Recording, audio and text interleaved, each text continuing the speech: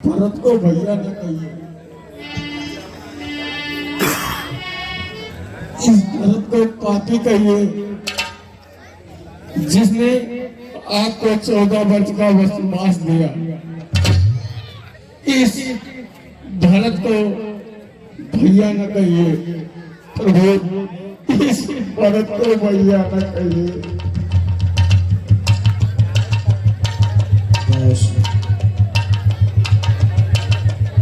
कोई बात नहीं भैया, देखिए भरत भाई, जो करनी में लिखा होता है वो नहीं करता। इसमें हमारा और आपका क्या दोष है? हम यहाँ खुश हैं, कोई हम लोगों को कोई दिक्कत नहीं है, क्योंकि आज कहाँ है कल क्या होगा कोई नहीं जानता। लेकिन भैया आप अतपुरी में नहीं जानते हैं कि क्या हुआ। हाँ, ये चीज बताओ भरत भैया कि हमारे मैया और पिताश्री का क्या हाल है? भैया पिताश्री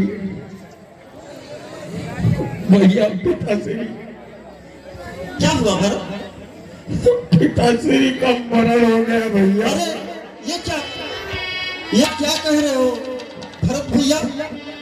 ये क्या कह रहे हो? ऐसा नहीं हो सकता भैया। क्या सच बात हुई? भैया यही बात है। लक्ष्मण,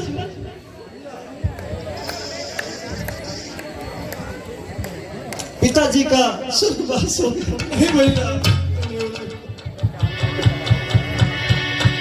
आपके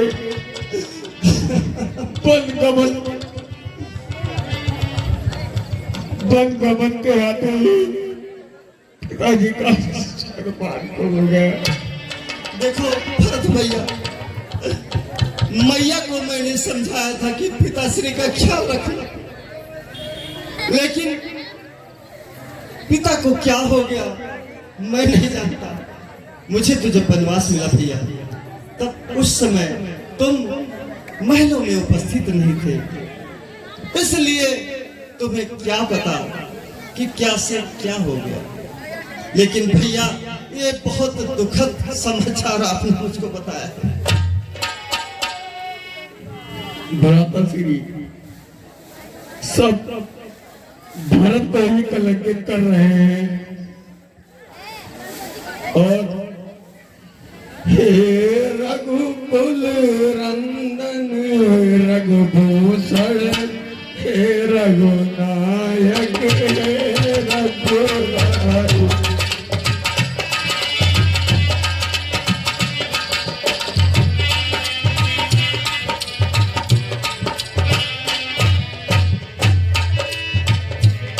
हे रघुकुल नंदन रघुनायक, हे रघुनायक, हे रघुराई। अपने इस छोटे भाई को अब अपने संग कहो।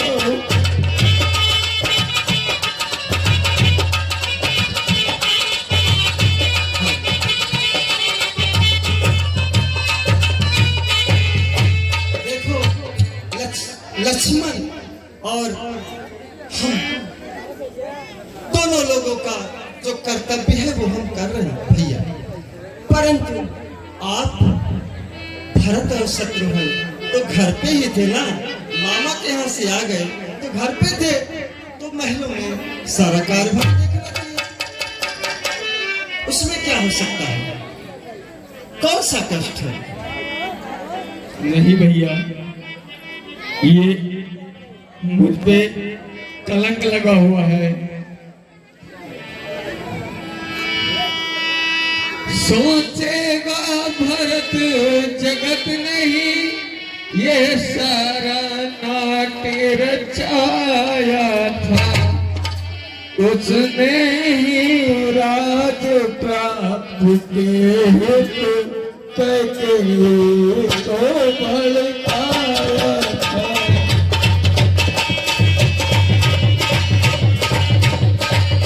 भैया ये भरत आपसे ये निवेदन करता है कि आप अवधपुरी अयोध्या धाम को लौट चलिए और अपना राजगद्दी संभालिए, नहीं तो सब यही सोचेंगे कि इस भरत ने ही ये सारा नाट्य रचाया था और राज गद्दी के प्राप्त इस भरत ने ही भड़काया था। सही है, आपका कहना बिल्कुल सत्य है, एकदम सत्य है। लेकिन जानते हो भरत जी, भैया भैया खड़े हो जाए। देखिए भैया, कुछ चीजें हैं जो हो जाने के बाद वापस नहीं होता। जब शरीर से प्राण निकल जाता है तो फिर प्राण के अंदर धारण नहीं करता, और जब तीर कमान से निकल जाता है तो फिर वापस नहीं आता। और भैया, जो सबसे बड़ी चीज है, कभी भी व्यक्ति को कोई भी बात बोलने से 100 बार सोचना चाहिए। और वो चीजें हैं जो जुबान से एक बार बात निकल गई वो वापस नहीं होता। अच्छा, आप ही बताओ भैया कि पिता का वचन ना निभाकर हम वापस चले जाएं, क्या ये शोभा देता है? आप ही बता दीजिए। नहीं भैया, पिताश्री का ये कहना था कि रघुकुल रीत सदा चली आई, प्राण जाए पर वचन। हाँ भैया,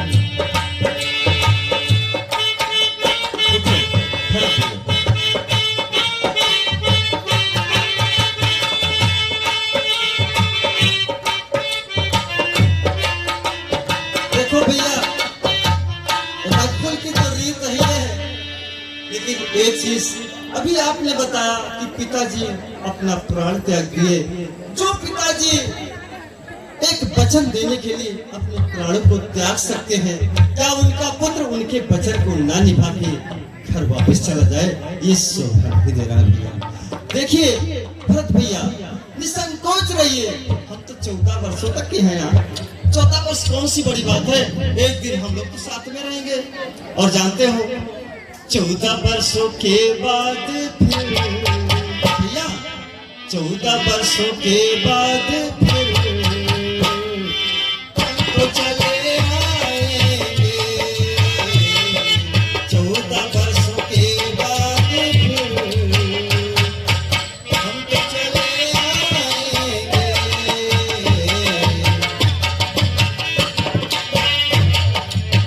रो मत भैया, भैया भरत भैया, रोना अच्छा नहीं लगता। देखो भैया, देखो, हाँ हो सकता है आपको हमारी याद आएगी, जानकी की याद आएगी, लक्ष्मण की याद आएगी, तो उसके लिए तो उपाय है। भैया, मेरी जब याद आएगी, राम राम रटिएगा। भैया बोल चलिए, बहुत दिन बीत गए हैं, बहुत दिन बीत गए हैं। भैया बोल चलिए, बहुत दिन बीत गए हैं।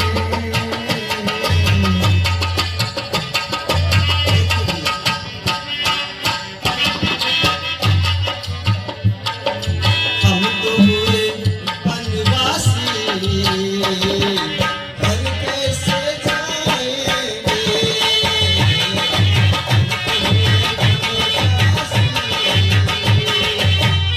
कैसे जाएंगे? भैया, हमको जो वरदान मिला है उसमें जानते हो क्या है? हमको ये मिला है कि 14 वर्षों तक किसी बस्ती में प्रवेश नहीं करना है। चाहे वो महल हो, चाहे वो शहर हो, चाहे वो घर हो, हमें जंगल यानी वनों में ही रहना है। तो भैया, 14 वर्षों के बाद फिर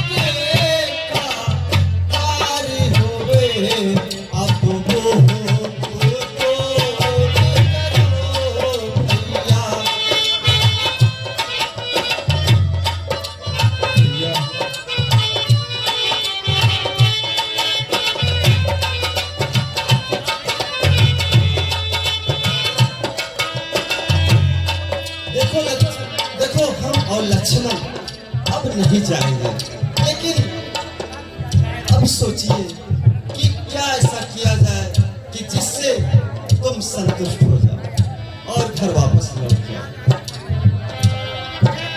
भैया, माता जी से जो पश्चाताप हुआ, माता से जो अन्याय हुआ, उसका है पश्चाताप उन्हें, उसका पछता है ताप उन्हें। आए जाता है दिन प्रतिदिन ये पाप और संताप।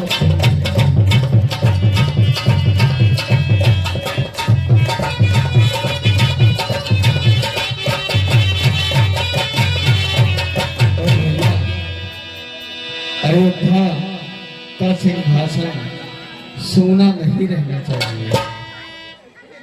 और गुरु जी कुछ ही आप उपाय बताए कि जिसे राजा का सिंहासन सोना न रहे। राजन, ये बस एक ही उपाय है। राजन, बड़े भैया अपने बड़े भैया का चरण पादिका साथ में लेके चले महल को अपने। बस एक ही उपाय है। जी गुरु जी, आपकी आज्ञा। सिर भाई गुरु जी।